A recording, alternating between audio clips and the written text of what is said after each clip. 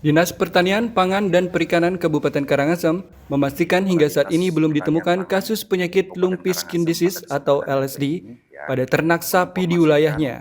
Sebagai upaya pencegahan menularnya wabah LSD di Kabupaten Karangasem, Dinas Pertanian, Pangan, dan Perikanan melalui Puskeswan di masing-masing kecamatan rutin melakukan spraying atau penyemprotan insektisida di tempat jual beli maupun di pasar hewan. Spraying atau penyemprotan yang rutin dilaksanakan oleh petugas Puskeswan menyasar pasar hewan maupun tempat jual beli ternak sapi. Salah satunya spraying dilaksanakan di Pasar Hewan Bebandem, tiap pasaran yang menjadi lalu lintas ternak sapi terbesar di Karangasem. Selain spraying atau penyemprotan insektisida di pasar hewan maupun tempat jual beli, Dinas Pertanian, Pangan, dan Perikanan juga mengimbau para petani atau peternak untuk melakukan spraying secara mandiri. Kepala Dinas Pertanian, Pangan, dan Perikanan Karangasem, Imadi Sugiyarte, menyatakan pihaknya telah menginstruksikan seluruh UPTD Puskeswan untuk melakukan monitoring ketat terhadap kandang milik peternak. Kepala Dinas Pertanian Pangan Kabupaten Karangasem pada kesempatan yang baik ini menginformasikan untuk LSD antisipasi kita bersama jajaran di Kabupaten Karangasem. Dalam hal ini adalah Kepala UPTD Puskeswan beserta Puskeswan yang ada di seluruh kecamatan yang ada di Kabupaten Karangasem. Kita senantiasa siaga dan selalu melaksanakan spraying insektisida. Ini kita lakukan di sentra-sentra seperti pasar hewan maupun tempat-tempat kandang yang agak banyak populasinya, sehingga LSD itu sendiri kita harapkan tidak muncul di Karangasem. Selain penyemprotan disinfektan, petugas juga memfokuskan pembasmian lalat yang menjadi media utama penyebaran virus LSD.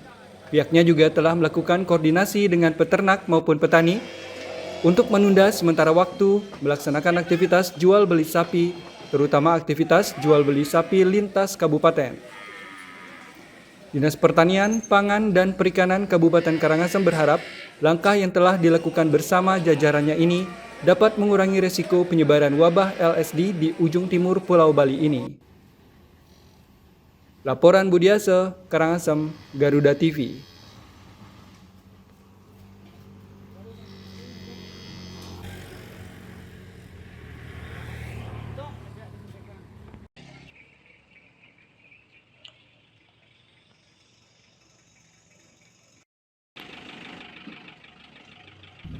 Kasus lumpy skin disease atau LSD pertama kali terdeteksi di Provinsi Bali pada akhir Desember 2025 di Kabupaten Jembrana.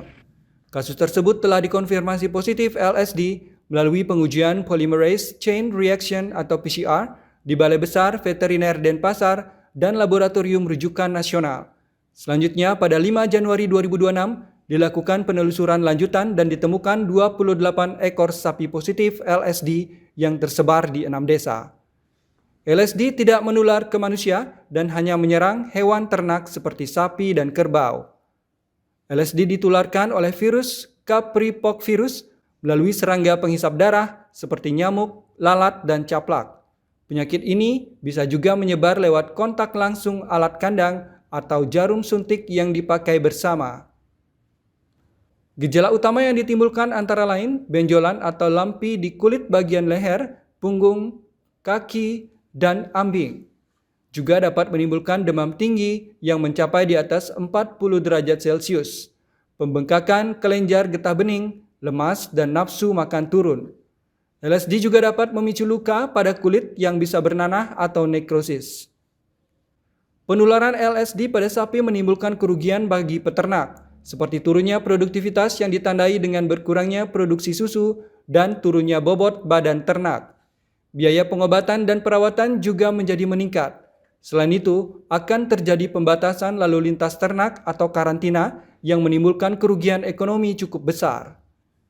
LSD dapat dicegah melalui vaksinasi secara rutin, pengendalian vektor yang mencakup penyemprotan insektisida, dan menjaga kebersihan kandang.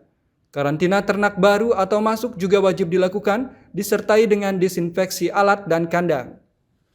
Laporan Tim Liputan, Garuda TV.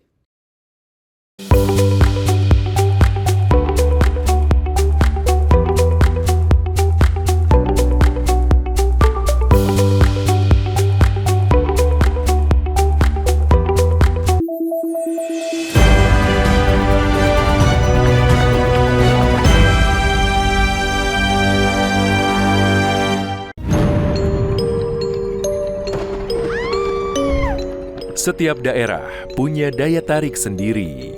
Cerita rakyat yang turun-temurun masih hidup hingga kini. Legenda yang diwariskan hingga misteri yang jarang terungkap. Ratusan peti mati serta berbagai jasad yang dibalut kain. Saksikan misteri hidup. Hanya di Garuda TV. Meski hidup penuh keterbatasan, namun mereka tak pernah lelah berbagi kebaikan. Sebab setiap kebaikan pasti akan kembali dalam wujud kebaikan. Hanya seorang pemuda sederhana yang percaya bahwa bahagia tak perlulah mewah. Inilah orang baik, peduli sesama dari hati ke hati. Hanya di Garuda TV.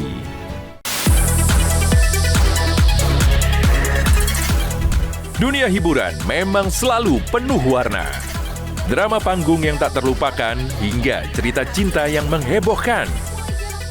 Rahasia di balik kesuksesan para selebriti. Adegan intens, suasana lokasi yang menegangkan. Kehebohan apa saja yang terjadi saat ini. Saksikan Gosip Panas Selebriti. Hanya di Garuda TV. Dinamika peristiwa publik terus bergerak, informasi terkini, akurat, dan terpercaya. Pemerintah juga terus mempercepat penyaluran dana tunggu hunian bagi korban bencana alam di Sumatera Barat. Menemani waktu sore Anda dengan perkembangan berita terbaru. Laporan 8 petang, pukul 6 sore. Hanya di Garuda TV.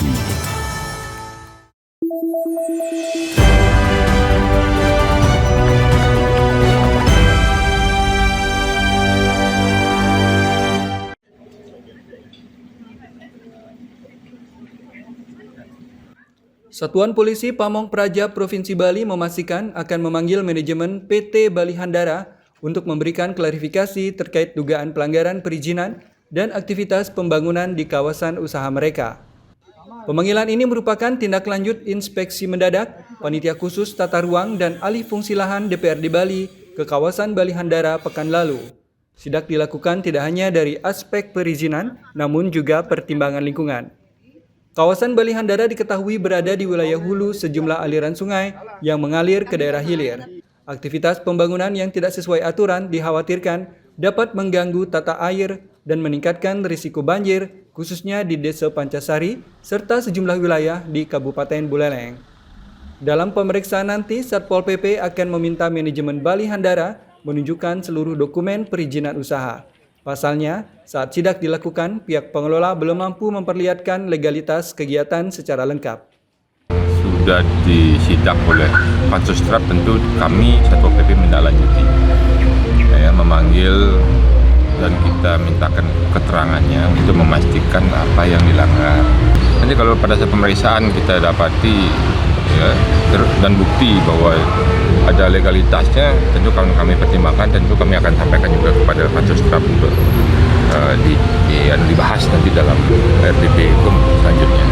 Tampak visual di lapangan sepertinya begitu terjadi, tapi kan kita cari tahu dulu pembabotan itu apakah ada campur tangan pemerintah atau swasta kan, itu kan kawasan hutan kan, ya kawasan hutan dilindungi, makanya kita memastikan dulu masuk ke kawasan apa itu.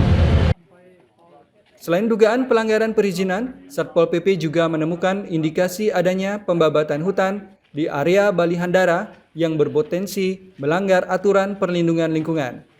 Untuk pendalaman dugaan penebangan hutan dan dampaknya terhadap kawasan konservasi, Satpol PP akan melibatkan Balai Konservasi Sumber Daya Alam bersama OPD teknis terkait untuk melakukan pengecekan langsung ke lokasi. Hasil klarifikasi manajemen Balihandara serta pemeriksaan lapangan akan menjadi dasar penentuan langkah administratif maupun hukum lanjutan oleh pemerintah Provinsi Bali. Laporan Destarita, Denpasar, Garuda TV.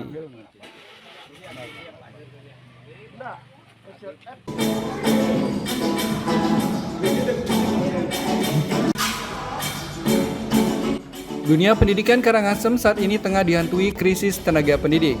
Pasalnya, ratusan guru yang memasuki masa pensiun tiap tahunnya tidak sebanding dengan pengangkatan tenaga pendidik. Selain tenaga pendidik, Kabupaten Karangasem juga mengalami krisis kepala sekolah untuk tingkat sekolah dasar dan sekolah menengah pertama, di mana sebanyak 42 sekolah dasar dan menengah pertama negeri hingga kini belum memiliki kepala sekolah definitif.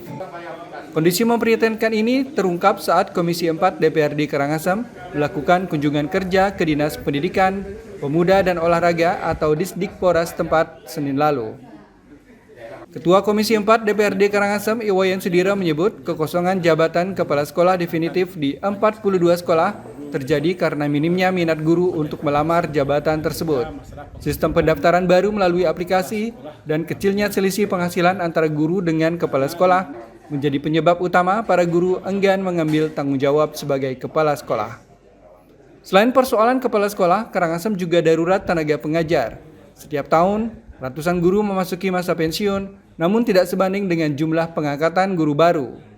Ini banyak permasalahan, terutamanya yang menyangkut masalah guru, karena kan banyak sekali kekurangan guru di Kabupaten Karangasem, dan juga masalah pengangkatan kepala sekolah, utamanya sekolah SD.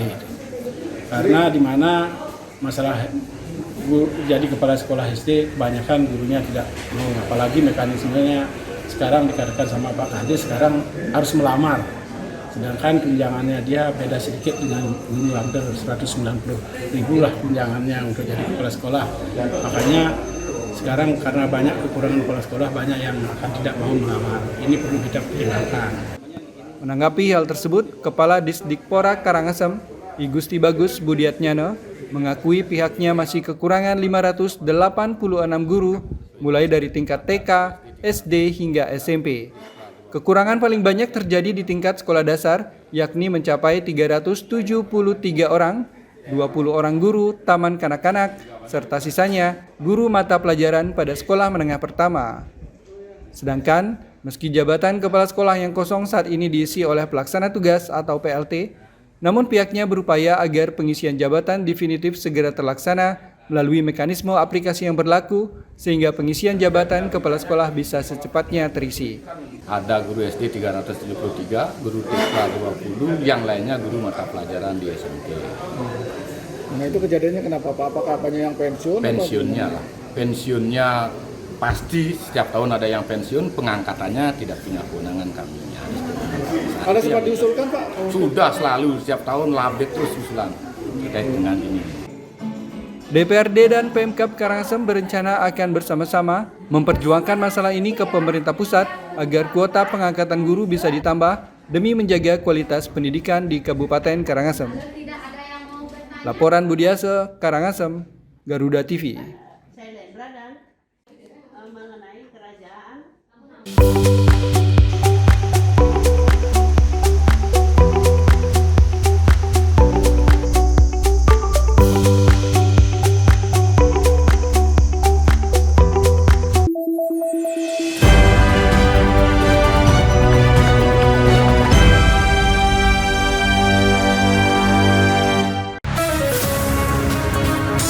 tengah perubahan dan dinamika bangsa, ada isu yang memerlukan sebuah solusi. Menyinggung soal SARA seandainya tidak hati-hati. Semua tata kelola penyelenggaraan ya itu harus bersih. Bersama narasumber terpercaya, mengulas topik terkini untuk negeri. Indonesia Kita, Senin sampai Jumat pukul 7 malam. Hanya di Garuda TV. Kini saatnya update di tengah aktivitas Anda. Bukaan 100 kg sabu jaringan Asia Tenggara. Tak menghambat berjalannya sejumlah program prioritas yang tertuang dalam Asta Cita. Berita terhangat, analisis singkat, dan perkembangan terpenting siang ini. Laporan 8 siang, setiap hari pukul 12 siang, hanya di Garuda TV.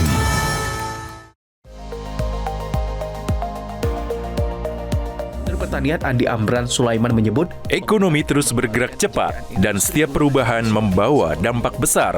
Beragam aktivitas dihadirkan. Kami hadir dengan update terkini seputar keuangan, perdagangan, investasi, hingga sektor strategis lainnya. Tahun depan, swasembada white sugar. Jangan lewatkan Ekonomi 8. Pukul 10 pagi.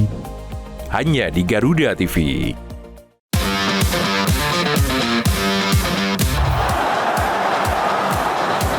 Kompetisi memanas pada tiap lini klasemen Eropa. Perebutan juara terus terjadi, membuka cerita baru di tiap laga pertandingannya.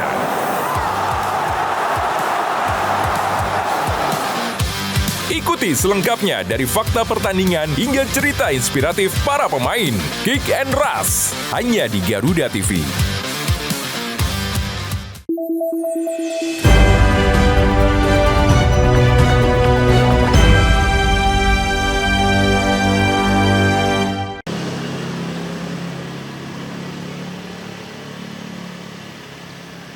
Ribuan benih ikan lokal ditebar di sungai untuk mendukung upaya pelestarian ekosistem perairan dan peningkatan kesejahteraan masyarakat sekitar. Jenis ikan yang ditebar meliputi ikan nilem, gurami, lele, hingga udang gala. Langkah ini bertujuan menjaga populasi ikan lokal agar tetap lestari dan dapat dimanfaatkan sebagai sumber pangan maupun ekonomi masyarakat. Penebaran benih ini diharapkan membawa dampak positif bagi ekosistem sungai, meningkatkan populasi ikan lokal yang hampir punah, dan memperkuat ketahanan pangan lokal. Selain itu, kegiatan ini juga mencerminkan komitmen bersama dalam menjaga kelestarian lingkungan dan mendukung keberlanjutan sumber daya alam di Desa Sudaji. Desa Sudaji terkenal dengan wisata alam dan hasil pertanian seperti durian Bangkok, kane, dan padi yang bisa memberikan dampak positif bagi masyarakat desa sekitar. Dengan adanya program tabur benih ini, Kali Mewek tak hanya menjadi sumber kehidupan bagi ekosistem, tetapi juga bagi masyarakat yang menggantungkan hidupnya dari hasil perairan. Semangat gotong royong dan kepedulian lingkungan diharapkan terus tumbuh, sehingga keberlanjutan alam dan kesejahteraan masyarakat dapat berjalan beriringan. Ini salah satu pelestarian alam yang ada ikatannya dengan konsep Tripekarana. Jadi kita setiap tahun dan setiap saat itu kita melakukan pelestarian alam, membersihkan lingkungan, terus menanam pohon, terus menebar bibit ikan, melepas burung, semua kita lestarikan itu. Termasuk juga mengedukasi masyarakat, menghimbau dan mengajak masyarakat untuk ikut melestarikan alam. Penebaran benih ikan air tawar ke sejumlah sungai di Desa Sudaji juga sekaligus memberikan nilai edukasi kepada masyarakat tentang upaya menjaga ekosistem. Setelah menebarkan ikan air tawar, masyarakat diizinkan memancing ketika sudah memasuki 3 bulan ke depan. Meski demikian, masyarakat dilarang menggunakan setrum untuk menangkap ikan. Laporan Zainuddin Yazin, Buleleng, Garuda TV.